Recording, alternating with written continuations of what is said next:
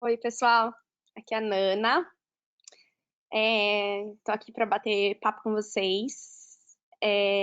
Se vocês puderem aí contando para mim quem vocês são, escreve nos comentários. Eu gosto de bastante interação. E estou muito feliz que vocês tenham vindo. É, eu vou me apresentar um pouquinho para vocês.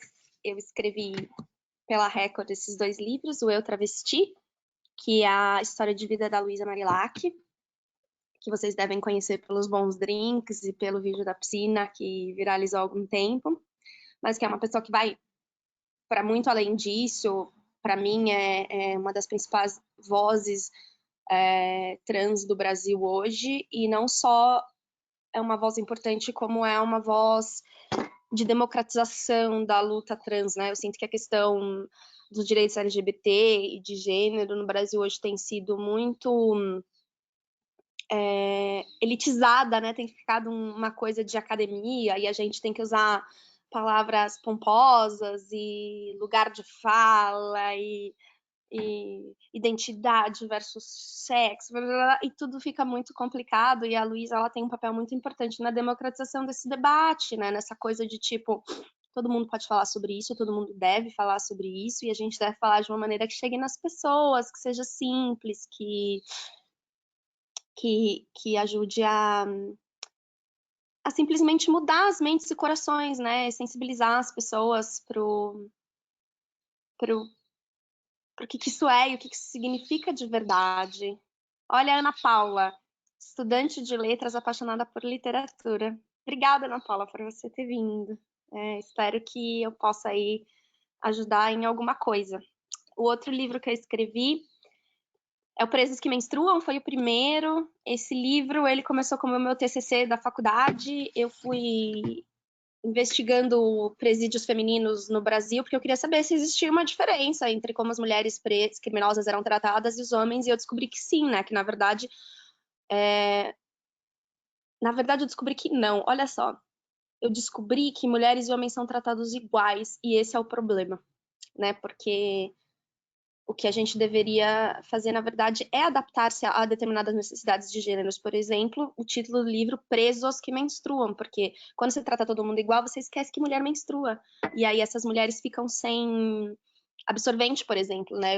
Eu ouvi histórias de mulheres que precisavam usar miolo de pão como OB, porque não era providenciado absorvente, né? Eu soube de casos horríveis de mulheres que deram à luz em cima de saco de lixo, porque não tiveram tratamento pré-natal, não tinha escolta para levar para uma maternidade, mulheres que deram à luz algemadas.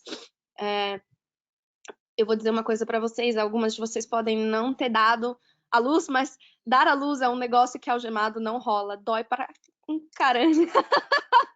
E você precisa se mexer, né? O movimento é essencial para o alívio da dor, né? Durante um parto, e principalmente porque é um momento de muita vulnerabilidade da mulher, e se ela não se conecta, né, com essa força, com esse poder e com essa liberdade do parir, né, ela não consegue se exercitar. Enfim, esses são os dois livros.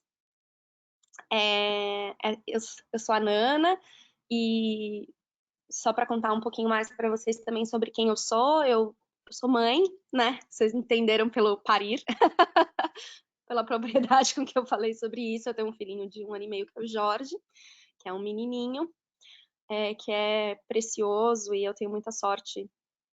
Acho que todo mundo, toda mãe deve achar isso, né? Mas eu acho meu filho excepcional.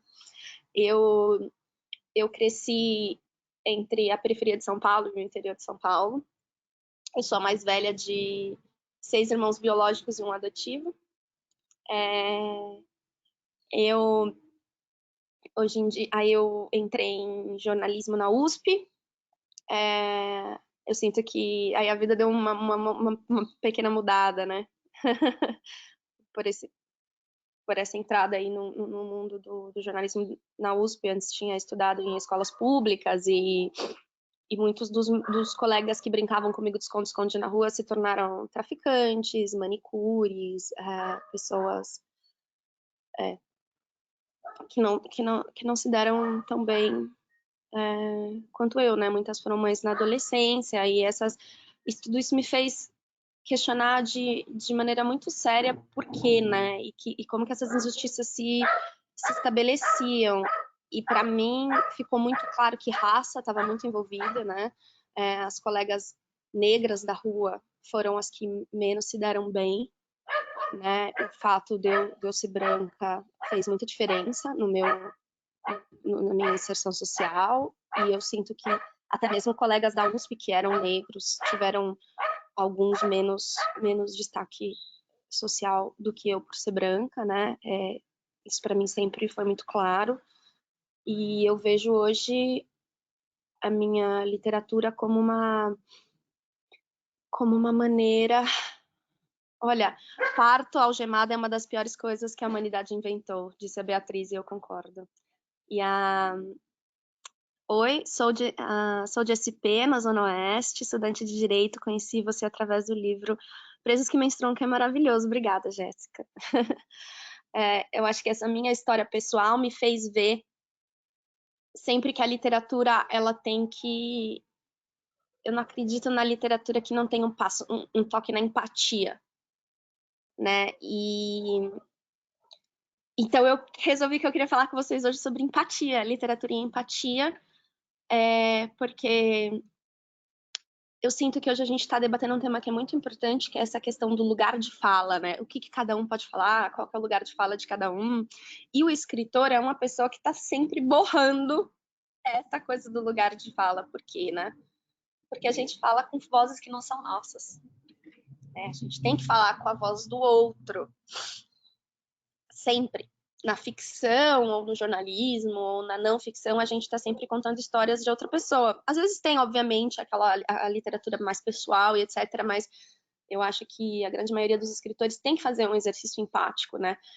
E eu sinto que, recentemente, existe um pouco de confusão entre o que é o lugar de fala e o que é a empatia, né? Eu não sei se vocês conhecem uma pesquisadora muito famosa americana que ela gastou a vida dela inteira, praticamente a carreira dela inteira, pesquisando sobre a felicidade, o que faz as pessoas felizes, né? Ela chama Brené Brown. E ela tem uma definição de empatia que eu gosto muito, que é: a empatia é o exercício de sensibilizar-se por aquilo que você não viveu e não experiencia na própria pele.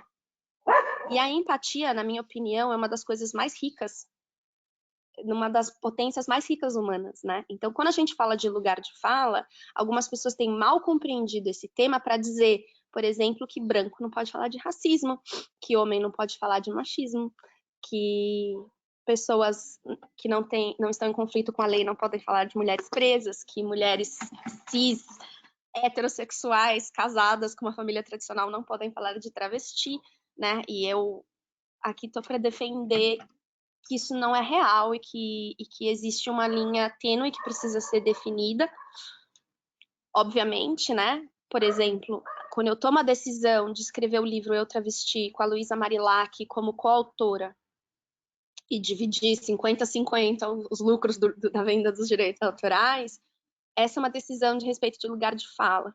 Se eu decidisse não escrever o livro porque esse não é meu lugar de fala, essa seria uma decisão que causaria tremenda perda para a sociedade.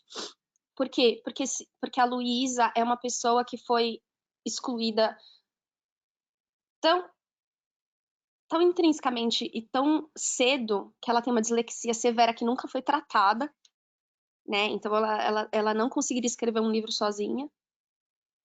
Isso também impediu que ela progredisse na escola. Ela era estuprada no banheiro da escola frequentemente. Ela apanhava por ser trans, então ela foi expulsa da escola praticamente por todas essas violências. Então, para muitas pessoas em situação de vulnerabilidade, a possibilidade de literatura é praticamente inexistente. E aí que eu acho que entra o papel do escritor empático, né? Do escritor que é capaz de empatizar com essa situação, ter a sensibilidade de considerar o lugar de fala e o que isso significa para aquela situação específica, né? E poder adaptar e fazer isso ser produzido, assim. Eu estou escrevendo um livro novo que é sobre homens e feminismo, né? Eu queria o título provisório que a gente está trabalhando aqui na Record se chama Os Meninos São a Causa do Machismo. Aí a gente risca a causa e coloca a cura. Os meninos são a cura do machismo. Porque eu realmente acredito que enquanto as mulheres são o remédio para essa doença social que é o machismo, os homens são a cura, né? Os homens são a vacina. É como a gente vai erradicar a doença. É criando homens que possam ser o antídoto para isso, né? Porque o machismo só se estrutura por conta das pessoas que tiram benefício dessa estrutura. Então, se a gente convencer essas pessoas que esse benefício não é válido, que esse benefício não é justo, e principalmente que esse benefício não faz bem a eles, a fim e a cabo, quando você considera todas as dimensões, né? Você vai estar, de fato, combatendo o machismo de uma maneira muito mais eficiente. Veja só que isso inclui... Isso a gente tem que pressupor que o homem tem que fazer parte do discurso do feminismo, o que de maneira nenhuma, na minha opinião, é o homem roubar o lugar de fala da mulher, né? Porque a mulher vai continuar falando do que lhe pertence. Quem vai falar sobre assédio na rua, na maior parte dos casos, é as mulheres que sofrem assédio na rua, né? São as mulheres que ganham menos, são as mulheres que têm lugar de fala para falar do parto, são as mulheres que têm lugar de fala para falar em primeira pessoa sobre diversas questões, mas existem muitas pessoas que podem falar num lugar de empatia, né? E quando a gente entender direito o que significa o lugar de fala, a empatia ela passa a ser ainda mais importante, porque a empatia é você respeitar que, apesar de você nunca ser capaz de entender o que a outra pessoa está vivendo na sua totalidade, você é capaz de se sensibilizar pela dor dela e fazer tudo que está ao teu alcance para impedir que aquela dor aconteça. Eu não sei se eu estou fazendo sentido, eu queria que esse papo fosse bastante interativo, né? Então eu estimulo vocês a mandarem perguntas e comentários para a gente poder ir guiando a conversa para onde vocês quiserem. Eu sei que a gente tem aqui alguns estudantes que estão fazendo TCC e pessoas que estão interessadas em algum tema específico. Tem alguns fãs da Luísa Marilac que querem saber mais sobre o trabalho com ela. Então, podem mandar perguntas, né? Eu não preciso ficar sempre falando sobre esse mesmo assunto. Eu falei essa introdução para ser uma provocação mesmo. E eu queria ouvir aí de vocês o que vocês realmente pensam sobre isso e o que vocês querem saber mais sobre isso, como vocês entendem essa coisa da empatia, do lugar de fala e etc.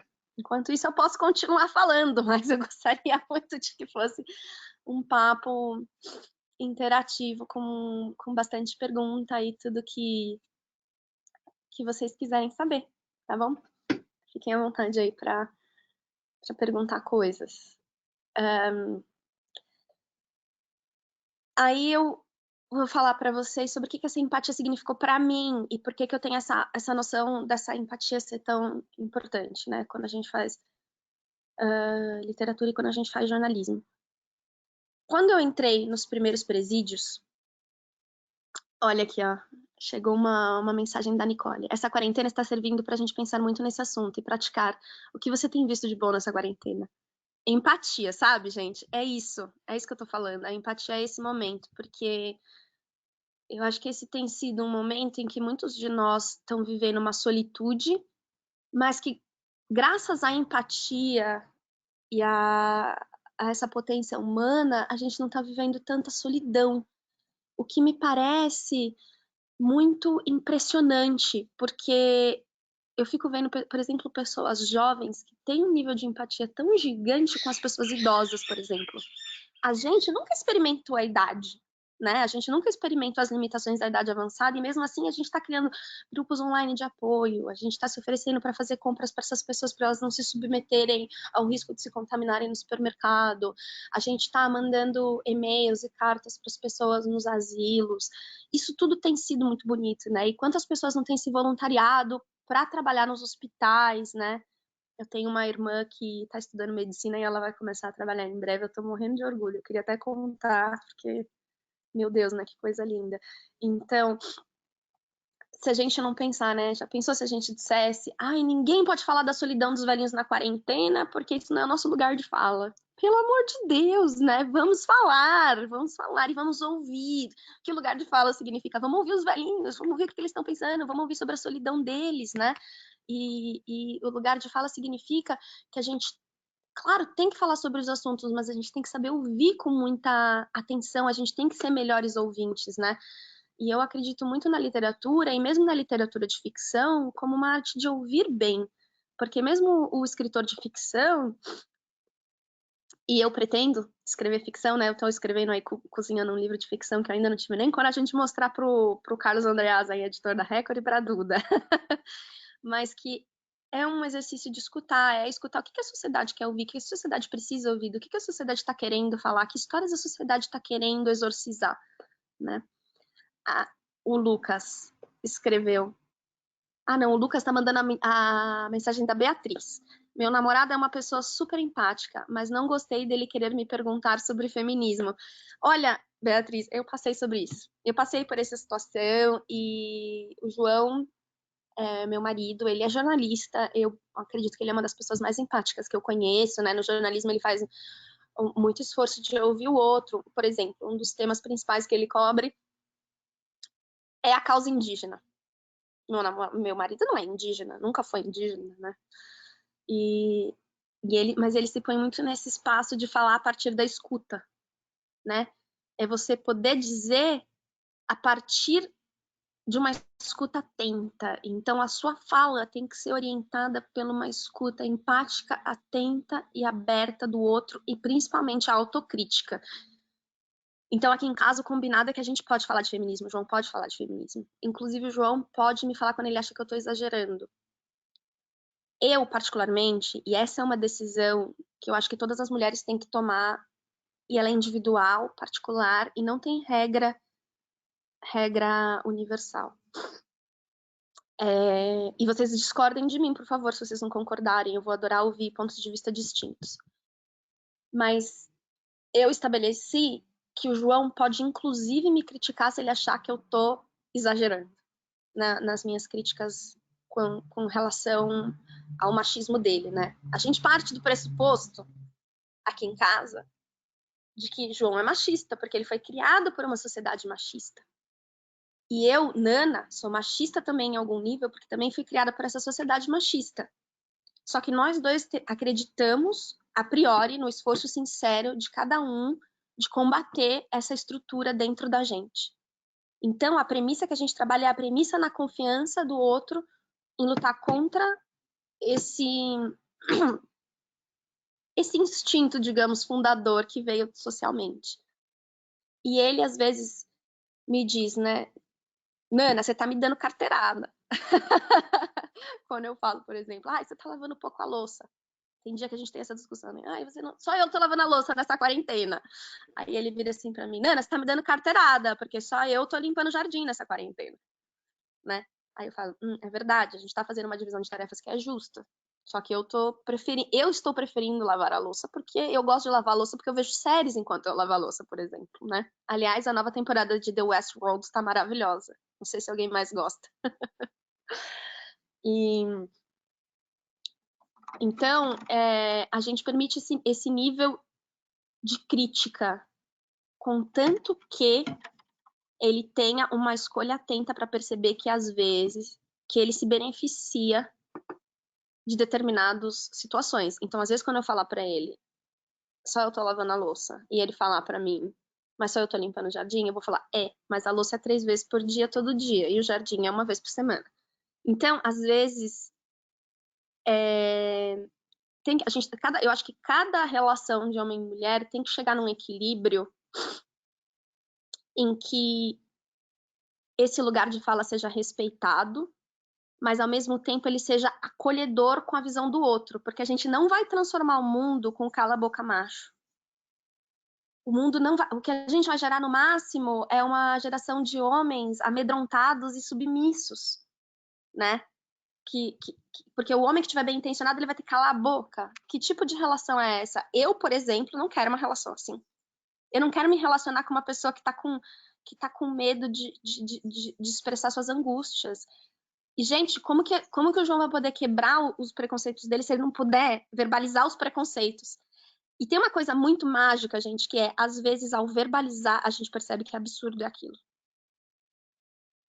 Então, e eu digo isso como pessoa branca. Às vezes eu verbalizo algumas coisas, algumas até comparações, né? Outro dia uma colega minha ficou muito chateada porque ela estava me falando, ela é negra, casada com um homem branco e tem um filhinho que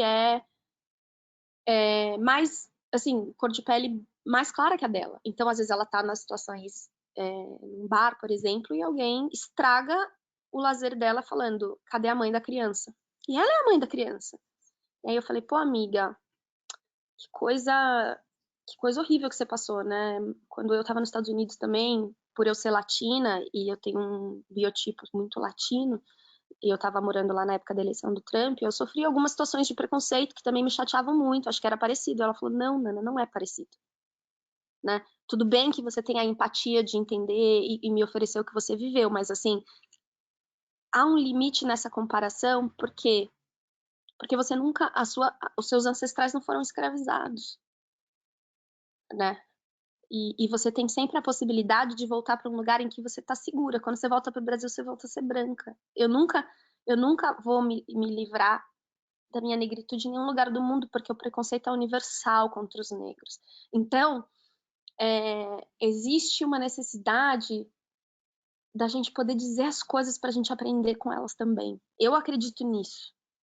Eu acredito nisso. Chegou uma pergunta da Fá. Como feminista, qual é um dos desafios que você tem que superar todos os dias? Ai, Fá, eu acho que é um desafio interior. Esse é o desafio do momento, né? Houve épocas em que meu desafio era o assédio na rua.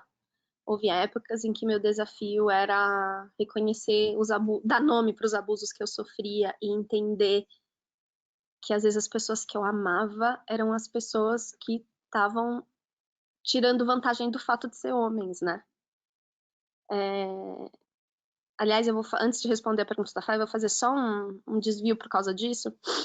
A Bell Hooks tem um livro maravilhoso que nunca foi traduzido para o português e que eles pararam de publicar, tem raras cópias no mundo, que chama The Will to Change, que eu acho que nunca foi traduzido para o português, tá? Porque eu mesma nunca encontrei, mas chama A Vontade de Mudar, o Desejo de Mudar.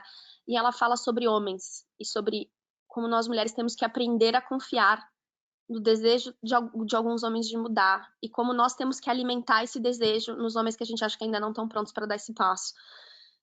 E ela fala que esse tema é extremamente desconfortável para as mulheres, e que o feminismo tem medo de falar disso, o feminismo, né? Inclusive você vê muitas correntes feministas que falam, ai, mimimi de homem, você tá aí falando, ai, homem sofre porque não pode chorar, mas, meu, a gente é estuprada, a gente não sei o quê. Não é uma guerra sobre quem sofre mais e quem sofre menos. Não existe competição de dor. Dor é dor, gente. Não tem nunca como a gente medir quem sofre mais, porque porque a gente não tá na pele do outro, a gente não tem as condições emocionais do outro. Não dá para saber se o estupro de uma mulher doeu menos ou mais que o estupro da outra, porque ou se um homem, uma mulher que nunca foi estuprada e um homem que foi estuprado na infância, por exemplo, que existe. Não dá para você medir como que o machismo, ele foi estuprado porque ele era afeminado. Como que você vai medir as dores dessas duas pessoas? Como que você vai dizer o que doeu mais? A gente tem que validar o sentimento de todo mundo, não é uma competição de quem dói mais. É um acolhimento de dores, aliar as dores das pessoas, né? E aí a Bell Hooks fala, mas pra gente dói muito. E essa é a dor da mulher, é admitir que a pessoa que ela ama, às vezes é a pessoa que a oprime, e por outro lado, que o homem que a gente cresceu vendo como a figura que nos dá força e estrutura, é a pessoa que vai desmoronar na frente da gente. A pesquisa da Brené Brown também é muito interessante nesse sentido, porque ela diz que ela começou a perceber que a maioria dos homens, eles sentem das mulheres na vida deles que eles nunca podem fraquejar e ser vulneráveis, né? Porque existe da parte das mulheres um esforço, né, uma vontade, um desejo de manter os homens nessa posição do esteio emocional, né? Que eu não posso dizer por todas as mulheres, para mim isso é verdade, né? Eu, às vezes, quando eu desmorono, eu preciso que o João seja forte e seja o meu esteio. E para mim é muito difícil reconhecer, às vezes, a vulnerabilidade dele, né? E a Bell Hooks fala sobre isso, sobre a dor feminina de quebrar o tabu de homem não pode falar sobre feminismo, é justamente porque a gente vai ter que admitir que esses homens que a gente admira por sua força são frágeis. E que esses homens que nos oprimem, a gente também os ama. Isso é uma contradição tremenda e difícil. Isso foi por muito tempo a minha dor como feminista. Mas hoje, Fá, a minha maior dor não é mais essa, porque eu acho que eu já estou em paz com isso, né? A minha maior dor hoje é eu, enquanto feminista, que tento ser uma voz de empoderamento para outras mulheres também, posso ser frágil. Para mim é muito difícil aliar dentro de mim, por exemplo, a mulher que diz ame o seu corpo do jeito que ele é, não ligue para o Photoshop, para essas imagens de revista que são mentirosas, e a mulher que está sempre de dieta porque ela não está feliz com o corpo dela desde que ela parou de amamentar, né? A mulher que diz que a gente não tem que ser escravo de padrões de beleza, mas que não gosta que os seios dela caíram depois da amamentação e queria pôr silicone. Então, essas lutas individuais que eu travo e que eu no discurso reconheço que eu tô anos atrás, mas eu no campo intelectual me convenci, mas no campo emocional e pessoal ainda não. Então, esses são os meus maiores desafios, porque eu me sinto hipócrita, né? Mas aí tem que ter uma autocompaixão e um autoacolhimento, eu acho.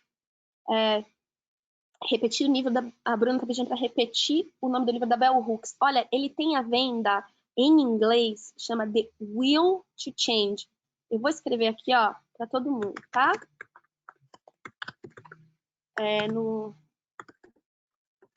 Ele tem a venda como e-book na Amazon. Eu acho que ele foi traduzido por algumas pessoas, eu acho que foi meio não foi uma oficialmente, né? Que é A Vontade de Mudar, eu acho.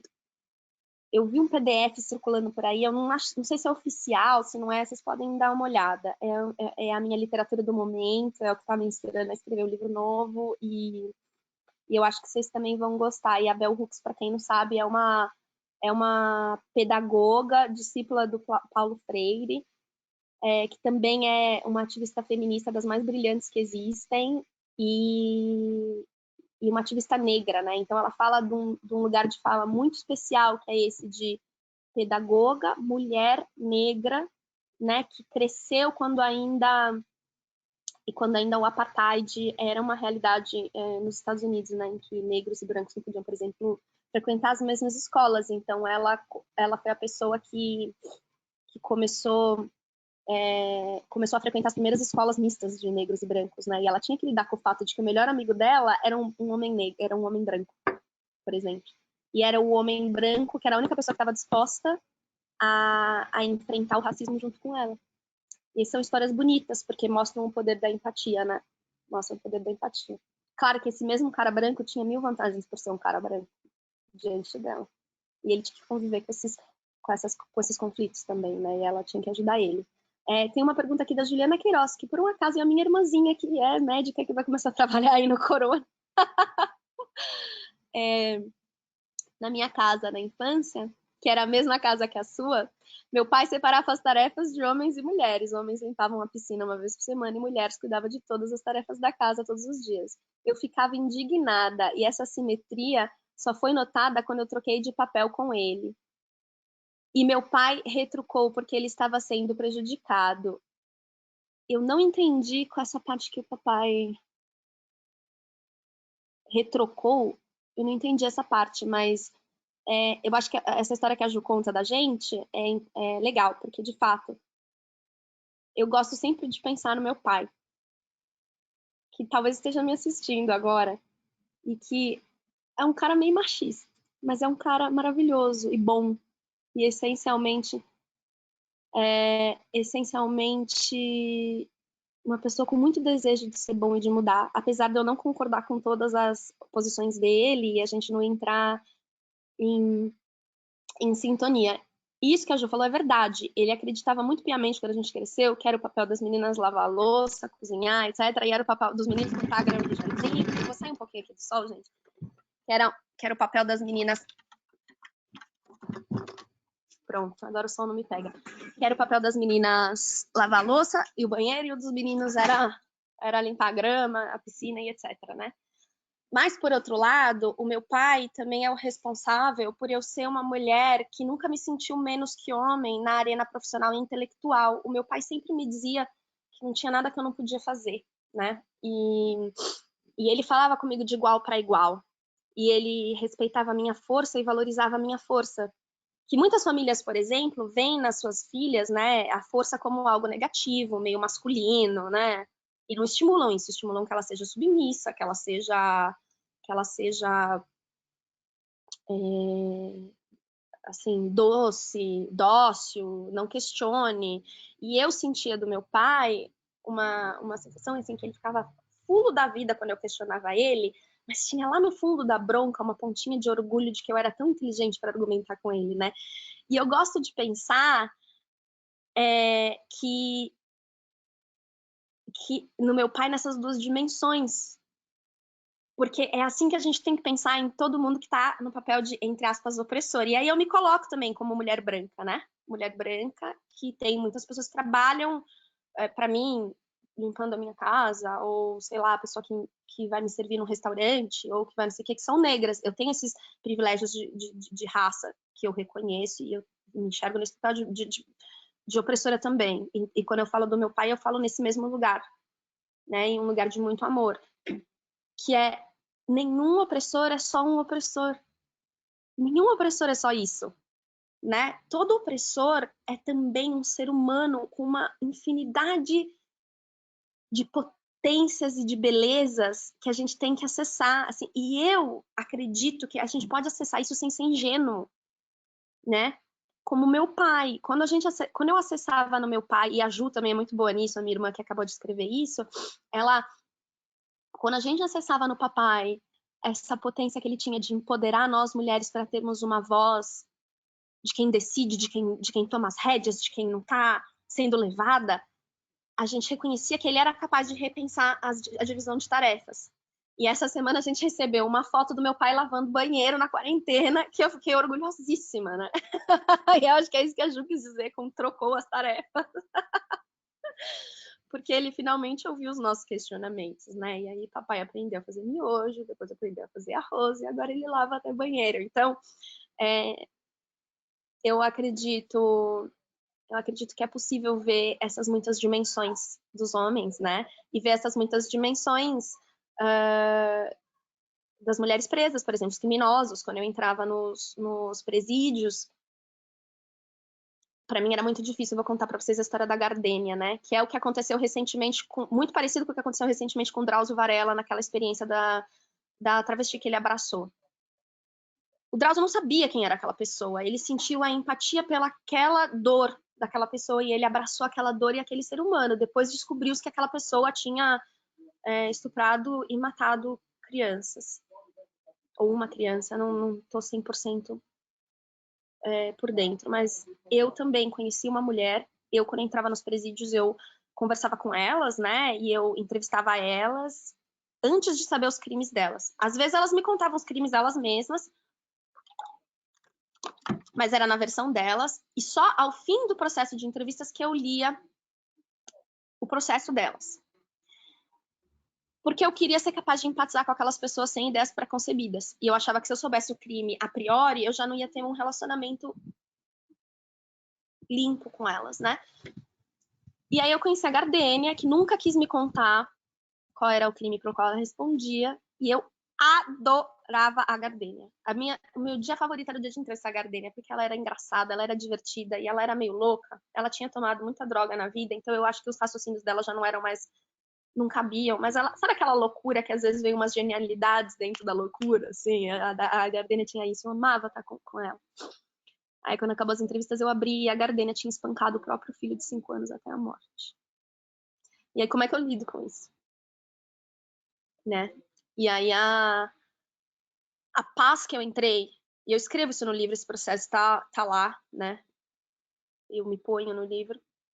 A paz que eu entrei era que quando eu entrava em contato com a humanidade da Gardênia, na verdade eu estava entrando em contato com a minha humanidade. Que não importava o que a Gardênia tinha feito. Importava que o que eu defendo, que a sociedade, que a Gardênia fez, define a Gardênia, vai definir a Gardênia para sempre.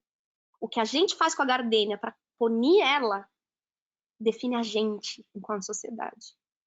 Como eu tratava a Gardênia, definia quem a Nana era e não quem era a Gardênia. A Gardênia é responsável pelas ações dela, eu sou responsável pelas minhas respostas às ações dela. E se eu sou capaz de ter esse lugar de empatia com uma mulher que espancou o próprio filho e defender que ela tenha direitos humanos e direito à voz e direito à fala, eu tenho que também poder fazer isso pelas pessoas que estão me colocando em desvantagem, que no caso, os homens, por causa da nossa estrutura social e muitas vezes não pela escolha individual de cada um. Quero que vocês entendam que eu não estou de maneira nenhuma antagonizando homens e mulheres, porque eu não acredito nisso. Tem mais uma pergunta da Júlia. Bom dia, Nana. Gostaria que você falasse um pouco sobre o seu livro Presos que Menstruam. Como você se sentiu no sistema carcerário? E você ouviu várias histórias e qual delas te impactou mais? Sim, o meu sentimento no sistema carcerário era um sentimento de muito incômodo. Sempre. E eu contei essa história da Gardênia antes de mesmo de ler a pergunta da Júlia. É curioso, né? Porque ela é uma das histórias que mais me impactou. Me impactou também a história da mulher que tinha perdido um bebê e ninguém fez e o bebê não saiu naturalmente, né? Pra quem não sabe, quando você sofre um aborto nos 3 primeiros meses, um aborto espontâneo nos 3 primeiros meses de gestação, como o feto ainda às vezes é muito pequenininho, ele sai no xixi ou numa menstruação e tal. Mas às vezes não sai, né? Às vezes o corpo não elimina. E aí é preciso fazer uma coisa que se chama curetagem, né? Que é abrir a vagina da mulher e retirar o que sobrou ali da gestação para que isso não infeccione, não apodreça dentro dela. E ela chegou para mim e disse assim: eu perdi meu filho e ele tá aqui apodrecendo dentro de mim e ninguém fez nada. Aquilo me destruiu, assim, foi uma coisa que me impactou muito.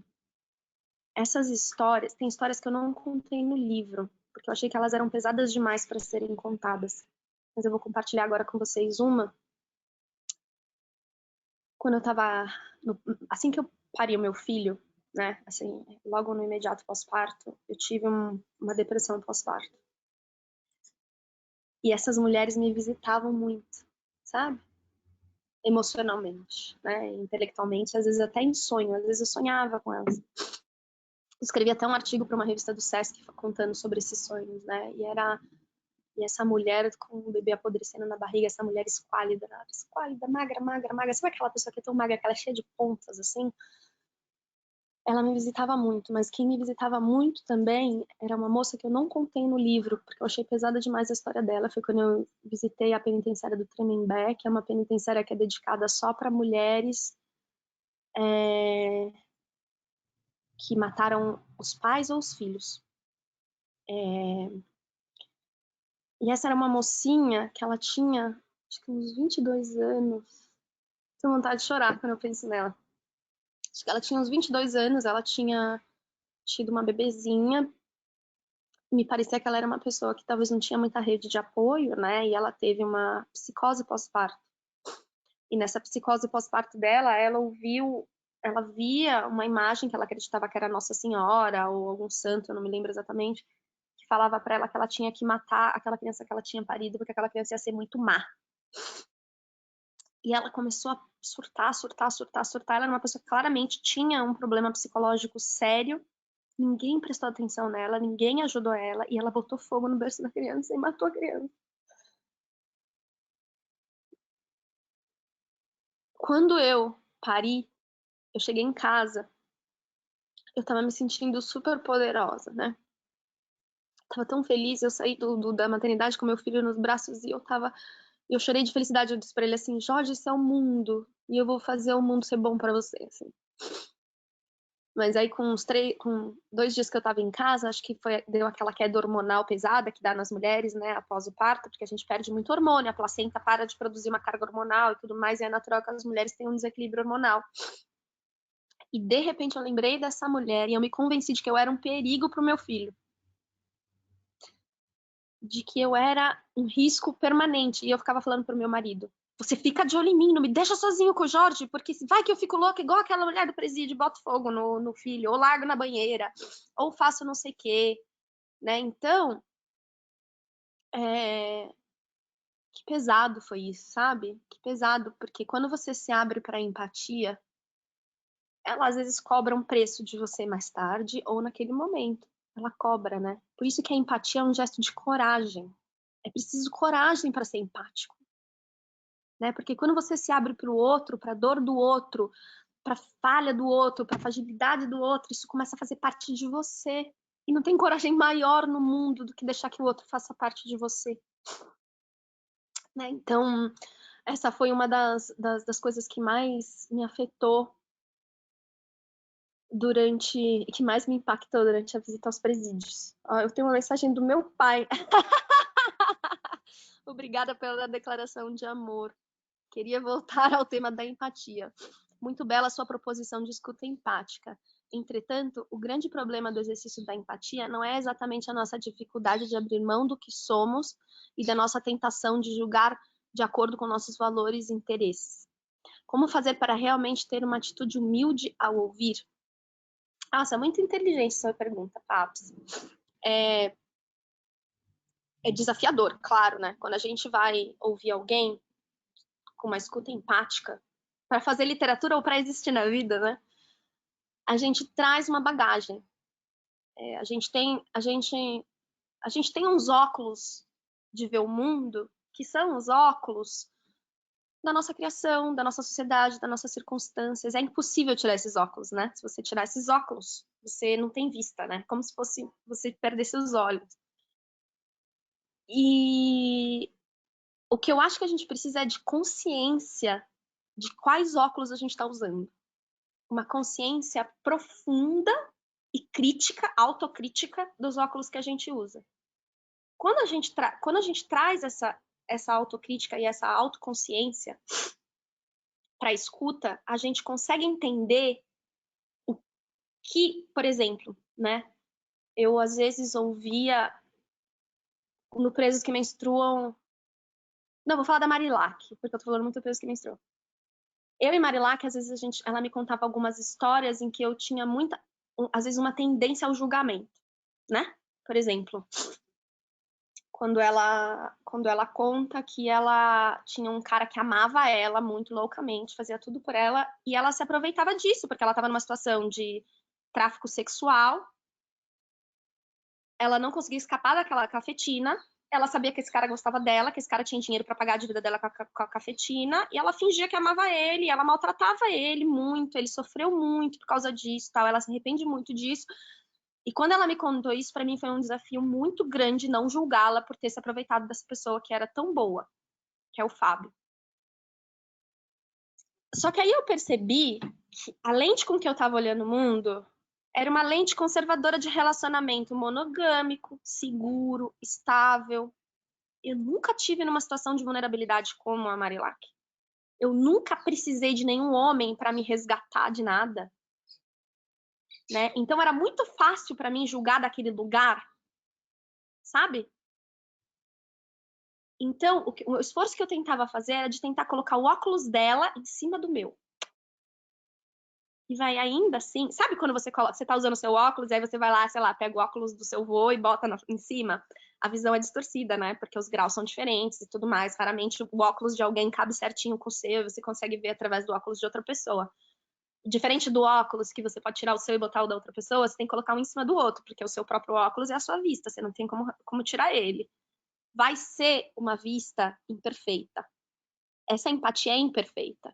A empatia absoluta, infelizmente, o ser humano não atinge. E são poucos de nós que conseguem atingir uma visão mais ou menos perfeita da empatia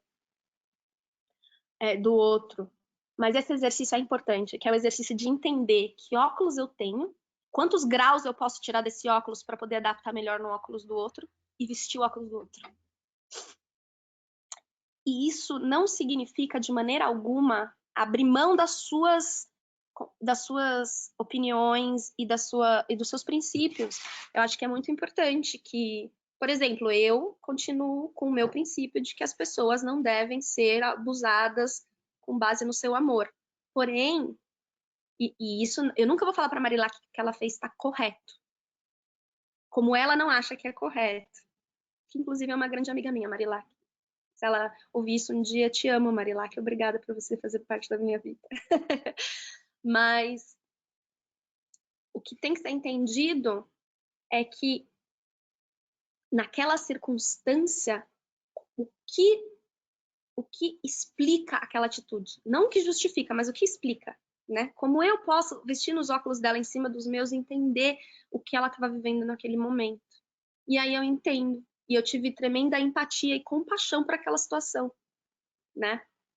E eu acho que o nosso desafio hoje nesse Brasil que está tão polarizado é esse, é como a gente é verdadeiro,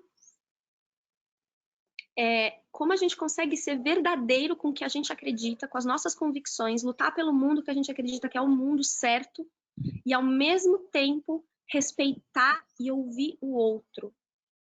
E aí, quando eu falo, por exemplo, eu bato panela pro Bolsonaro toda noite. Quer dizer, às vezes não, porque meu filho às vezes está dormindo, eu não posso bater, mas eu bato no coração, né? E eu e o papai, a gente aprendeu a fazer piada disso, porque papai vota no Bolsonaro. E qual que é o meu exercício, né? O meu exercício e que é difícil, não é fácil, que é de ouvir o que o outro pensa, porque até uma pessoa que vota no Bolsonaro tem alguma coisa para acrescentar na minha vida, nem que seja me ensinar qual é uma melhor maneira de argumentar contra as convicções dessa pessoa e respeitar o direito dessa pessoa de pensar diferente de mim é muito diferente de eu ceder ao modo dela pensar.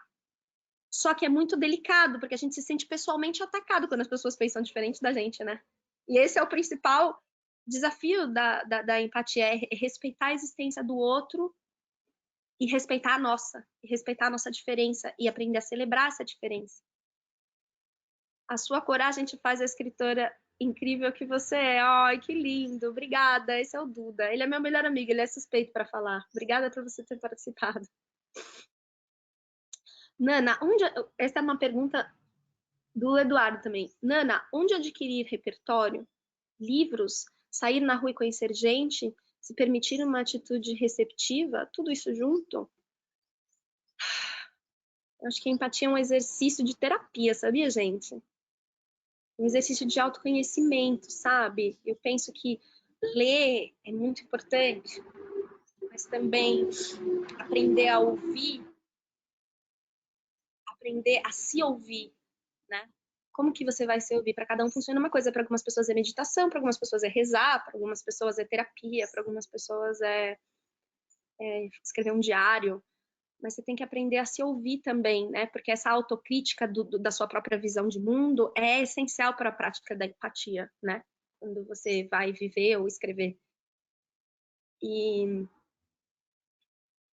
eu acho que exige essa coragem também, o desenvolvimento dessa coragem. E a coragem a gente só se desenvolve se ferrando. Então, é preciso se colocar na arena da vida, é preciso doer, é preciso tomar porrada para você aprender que faz parte, né? Faz parte você errar, acolher os seus próprios erros e acolher as suas próprias limitações, porque só assim você vai conseguir acolher os erros e limitações do outro, para uma escuta sem julgamento, para uma narrativa sem julgamento, para que pode virar um livro ou que pode virar só como você vê um outro ser humano e como você se posiciona no mundo. Gente, faltam só 8 minutinhos para encerrar. Se vocês não tiverem nenhuma outra pergunta, eu vou aqui mandar um beijo para todos, agradecer a presença e encerrar. Mas eu vou dar um minutinho aí para vir alguma pergunta de última hora. Esse é o momento.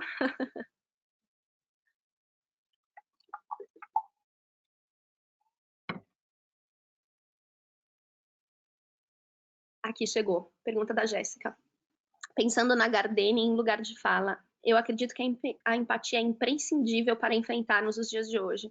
Para além disso, entendo que é necessário o exercício da compaixão, tendo como característica o seu caráter indiscriminado. Assim como você disse, a maneira como respondemos às atitudes dos outros diz mais sobre nós do que o outro. Obrigado por essa reflexão. Ai, obrigada, Jéssica. É isso mesmo, né? Compaixão. Como é que a compaixão ela anda de mão em mão com a empatia? Sem dúvida. E eu vou mais longe. A autocompaixão anda de mão em mão com a empatia. Por quê? Porque se você não é capaz de exercitar a compaixão consigo mesmo, a sua compaixão com o outro vai ser sempre imperfeita. Eu acredito muito que a gente só é capaz de dar aquilo que a gente tem, né? A Brené Brown, que é aquela pesquisadora que eu falei para vocês, que pesquisa a felicidade, ela diz: o amor não é algo que se dá ou que se recebe, é algo que se tem e que se deixa cultivar. Olha só que bonito isso, né? Amor é alguma coisa que você tem. A pessoa já tem aquele amor, ela tem a matéria-prima do amor para ser cultivado. E ela permite que o outro chegue, ela cria espaço para que o outro chegue e regue essa sementinha e cuide dessa plantinha, né? E qual que é a sementinha de qualquer amor? É o amor próprio, né? É a autocompaixão, é o auto-amor, é o auto... E eu não estou falando de egoísmo, tá? É importante dizer. Existe uma diferença muito grande entre egoísmo e auto-amor, né? O auto-amor é a autocompaixão, é aceitar-se nas suas limitações e encorajar-se a crescer a partir dessas limitações, sem se autocastigar, se autoflagelar por não ser perfeito. E, ao mesmo tempo, ser capaz de enxergar o outro num lugar de tanta importância quanto você, né? Essa autocompaixão sirva só de alimento para a compaixão pelo outro. E que essa compaixão pelo outro por si, torne possível a empatia e a escuta empática. Gente, muito obrigada por vocês terem vindo. A Laís Vidal está falando: Nana, você teria alguns livros, além do seu, para ajudar no TCC sobre sistema prisional feminino? Laís, eu escrevi também um artigo para uma revista científica. O meu nome de verdade é Mariana Lucena de Queiroz. Dá uma pesquisadinha nisso, que é sobre as regras internacionais do sistema carcerário feminino, que são as regras de Bangkok, e como o Brasil está longe de adaptá-las. Tem também, obviamente, os livros do Drauzio, que é maravilhoso, que é uma referência. E tem muitas publicações pequenas da pastoral carcerária. Então, eu te sugeriria entrar em contato com a pastoral carcerária e perguntar quais são os levantamentos mais atualizados e as publicações mais atualizadas que eles têm, e também com a Conectas Direitos Humanos, que é uma ONG que faz muitos estudos sobre o sistema carcerário. É isso. Mais algum? Dou-lhe uma, dou-lhe duas, dou-lhe três. É isso, gente. Obrigada. Me sigam no Instagram, @nana.queiroz com Z. Indiquem para os seus amigos. Eu estou perto de atingir os 10 mil seguidores para poder postar links e vender livros e promover mais coisas legais aí, não só da minha carreira, como do ativismo, do mundo e das coisas que eu vejo bonitas por aí. Muito obrigada por vocês terem participado e por vocês acharem que eu tinha alguma coisa interessante para dizer para vocês.